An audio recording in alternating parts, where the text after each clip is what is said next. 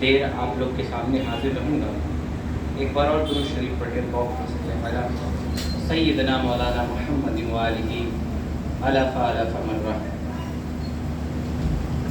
امام احمد رضا فرماتے ہیں تو گھٹائے سے کسی کے نہ گھٹا ہے نہ گھٹے، تو گھٹائے سے کسی کے نہ گھٹا ہے نہ گھٹے، جو بڑھائے تجھے اللہ تعالیٰ تیرا، جو بڑھائے تجھے اللہ تعالیٰ تیرا۔ نبی علیہ السلام کی شان نہ کل کم تھی، نہ آج کم ہے، نہ صبح قیامت تک کم ہو سکے گی۔ اگر ساری دنیا مل کر بھی چاند کی طرف تھوکے تو وہ تھوک خود ان کے منہ پر ہی آ کے گرے گا، چاند کو میلا ان کی تھوکے نہیں کر سکتی۔ تو آج اگر چند بد تہذیب لوگ جن کے ماں باپ نے انہیں بولنے کی تمیز نہیں سکھائی، جن کے دھرم نے شاید انہیں سنسکار اور اچھی تہذیب نہیں دی، وہ اگر آقا کے بارے میں بات کریں تو اس پہ تعجب کی کیا بات ہے؟ کیا ہم نے ابو جہل کو نہیں دیکھا ہے؟ کیا ہم نے ابو لہب کو نہیں دیکھا ہے؟ تو ہماری آنکھوں میں تو تاریخ کے اوراق میں بہت سے گستاخان رسول دیکھیں، لیکن یقیناً بحیثیت مومن جب گستاخی ہو تو ہماری بھی کچھ ذمہ داریاں ہیں۔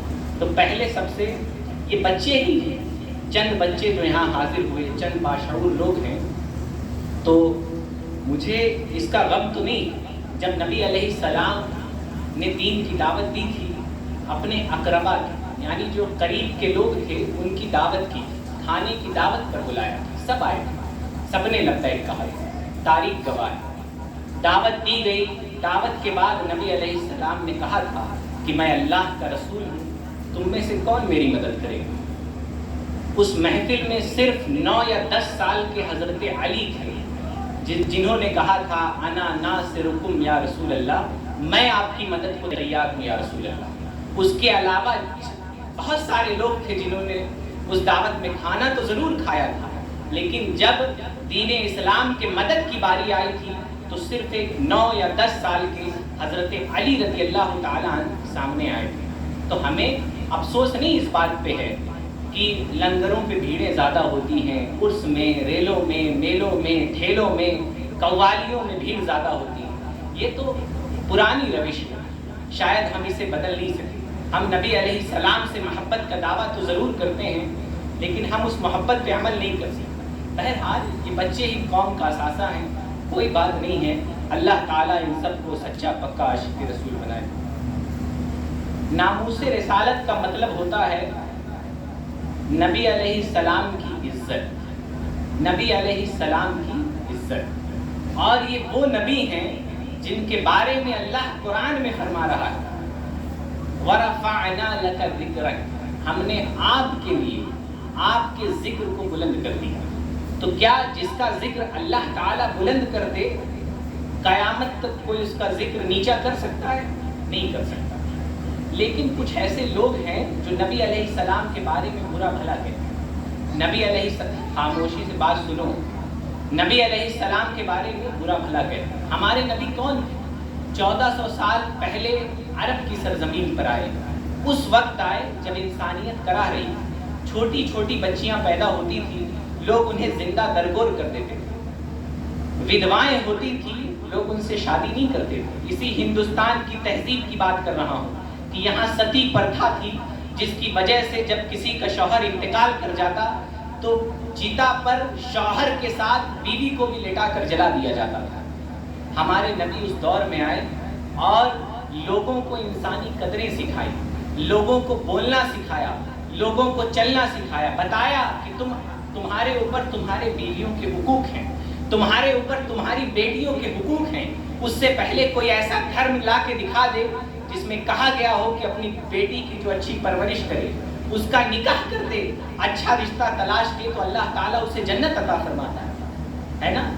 تو نبی علیہ السلام اس دور میں آئے جب دنیا برائی کی طرف بڑھ رہی تھی اور لوگوں کو اچھائی کی دعوت دی، انسانی لحاظ سے بھی اچھائی کی دعوت دی۔ یہ نہ سوچئے گا یہ نبی صرف مسلمانوں کے نبی ہیں، یہ نبی صرف انسانوں کے نبی ہیں، نہیں، اس سے پہلے جو نبی آتے تھے وہ کسی خاص قوم کی طرف آتے تھے، یعنی ترکمان پور کے لوگوں کی طرف ایک نبی، مثال دے رہا ہوں، آگے کہیں رہنے والے بنگالی لوگ ہیں ان کی طرف کوئی نبی آ گیا، لیکن ہمارے نبی سارے عالم اور ساری دنیا کے لیے نبی بنا کر بھیجے گئے. یہ غیر مسلموں کے لیے بھی نبی ہے, یہ مسلمانوں کے لیے بھی نبی ہے, یہ سب کے لیے نبی ہے. لیکن چراغ سے فائدہ بینا اٹھاتا ہے, نہ بینا نہیں اٹھاتا. اگر آپ اندھے شخص کے ہاتھ میں ٹارچ دے دیں تو اس ٹارچ کا فائدہ وہ نہیں اٹھا سکتا, اس کی روشنی سے وہ فائدہ نہیں اٹھا سکتا, اس کے پاس تو آنکھیں ہی نہیں. تو ضروری ہے کہ روشنی دینے سے پہلے اسے آنکھیں دی جائیں. اسی طرح جو ایمان والے نہیں ہوتے, وہ نبی علیہ السلام کی رحمت کا جو فائدہ مسلمانوں کو حاصل ہوگا وہ کسی دوسرے کو حاصل نہیں ہوگا. جو ایمان والوں کا حاصل ہوگا وہ دوسروں کو حاصل نہیں ہوگا. تو ہمارے نبی یہ رحمت, صحیح سے بیٹھو, ہمارے نبی یہ رحمت للعالمین, تمام عالم کے لیے رحمت ہے. یہ اس بیٹی کے لیے رحمت ہے جسے زندہ درگور کر دیا جاتا تھا. یہ اس شخص کے لیے رحمت ہے جو دارو پی کر شراب کے نشے میں دھت ہو کر کہیں پڑا رہتا تھا. یہ نبی علیہ السلام ان کے لیے بھی رحمت ہے جو ایمان لانے سے پہلے آپ تاریخ پڑھیں. خود حضرت عمر کی کوئی تعریف کرتا ہے کہ آپ تو 1/3 دنیا کے بادشاہ ہیں.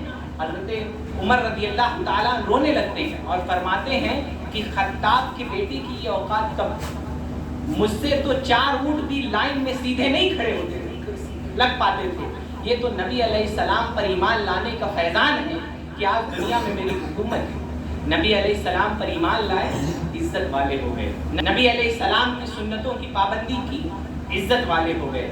لیکن وہ نبی جو تمام عالم کے لیے رحمت بن کے آئے, آج لوگ اس کی گستاخیاں کر رہے ہیں, آج ان کے سامنے بے باکیاں کر رہے ہیں. یہ نبی جو تمام عالم کے لیے رحمت تھے. آپ نے سنا ہوگا نبی علیہ السلام پر ظلم و ستم کے پہاڑ توڑے گئے, پھر بھی نبی علیہ السلام نے کسی کے لیے بد دعا نہ کی. بعض اوقات کی تھی جو گستاخ رسول تھے ان کے لیے. آپ کو یاد ہوگا جب طائف کے بازاروں میں نبی علیہ السلام پر پتھر چلائے گئے, نبی علیہ السلام کی جوتی مبارک لہو سے بھر گئی, خون سے بھر گئی. فرشتے حضرت جبریل علیہ السلام تشریف لائے اور فرمایا کہ مجھے حکم دیجئے میں دونوں پہاڑیوں کو سٹا دوں. نبی علیہ السلام نے فرمایا نہیں, ایسا نہ کرو, مجھے امید ہے کہ ان کی آنے والی نسلیں مجھ پر ایمان لے آئیں. مجھے امید ہے کہ ان کی آنے والی نسلیں مجھ پر ایمان لے آئیں. اب یہ نبی علیہ السلام کی سیرت, انہوں نے انسانیت کی جو ڈوبتی ہوئی نبض تھی اس کو تھاما, اس کو دوبارہ زندگی بخشی. جو انسانی قدریں پامال ہو رہی تھی, لوگ آپس میں لڑائی جھگڑا کرتے, بھائی بھائی آپس میں لڑائی جھگڑا کرتے. آج آپ اپنے گھر میں عورتوں سے سنتے ہوں گے کہ جب ہم لوگ گھر جاتے ہیں کبھی لڑائی جھگڑا ہوتا ہے, ہمارے بھائی سے کبھی ہمارا جھگڑا ہو جاتا تھا تو میری والدہ بیٹھا کے سمجھاتی تھی کہ نبی علیہ السلام نے فرمایا ہے کہ ایک مسلمان کا, تو شریعت میں یہ حکم ہے کہ ایک مسلمان کا دوسرے مسلمان سے 3 دن سے زیادہ سلام کلام بند کرنا یہ جائز نہیں. تو یہ تو نبی کی تعلیم تھی کہ 1400 سال بعد بھی 2 بھائیوں کو جھگڑا کرنے سے روک رہی. یہ نبی کی تعلیم ہے جو آج بھی ہماری رہنمائی کر رہی ہے. یہ نبی علیہ السلام کی سیرت ایک طریقہ. اب اس کے بعد میں بتا دوں کہ گستاخان رسول کے لیے 1400 سال پہلے بھی کچھ گستاخ ہوئے تھے, کچھ ناہنجار ہوئے تھے. آج تک وہ سلسلہ جاری ہے. برائی ہمیشہ رہی ہے, اچھائی کے مقابلے میں برائی ہمیشہ رہی ہے. ایسا نہیں ہو سکتا کہ ہم روئے زمین سے برائی ختم کر دیں. اور یہی تو آزمائش ہے کہ دنیا میں اچھائی بھی ہے اور برائی بھی, لیکن ہمیں برے کام کے قریب نہیں جانا. تو ہمارے پاس ان لوگوں کی سیرتیں ہیں جنہوں نے ایسے لوگوں کی گردنیں اتار کے رکھی. ہم نے حضرت زبیر بن عوام کے بارے میں پڑھا ہے کہ جب نبی علیہ السلام کو ایک پہاڑوں کے درمیان محصور قید کر دیا گیا تھا, نبی علیہ السلام اور اسلام لانے والے چند اور افراد کو قریش نے, اہل قریش کے چند کفار نے ان کو اسی میں قید کر دیا تھا, ان گھاٹیوں کے بیچ. تو اسی بیچ یہ افواہ اڑ گئی کہ نبی علیہ السلام کو کسی نے شہید کر دیا.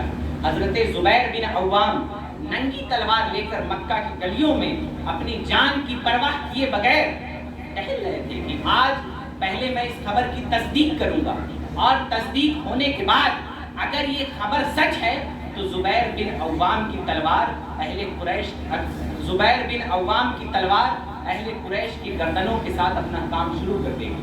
ہمارے سامنے وہ سیرت بھی ہے, لیکن زمانہ ہے نعرے تکبیر